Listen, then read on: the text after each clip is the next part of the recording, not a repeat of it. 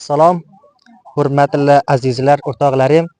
Yetishib kelgan Ramazon hayitini siz va barcha aziz o'lkadoshlarimga qutlug'layman.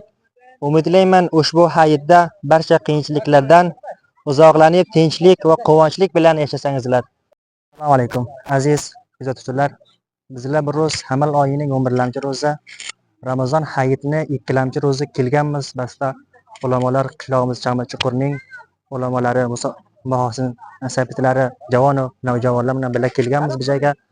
Bu chakar inshaalloh ba'd az taomda yegandan so'ng ham futbol, qasharto, volleybol har nechta degan sayrlar bor. Uni ham inshaalloh anjom beramiz. Nega endi vaqti non jishlikda vaqti kelgan. Inshaalloh bir non jishsak singarasin.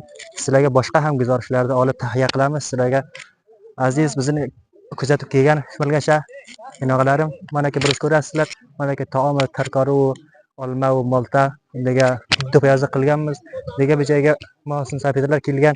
Keling, baraq keling. Degan taqriban bir 60-70 nafar bormiz hammamiz. Inshaalloh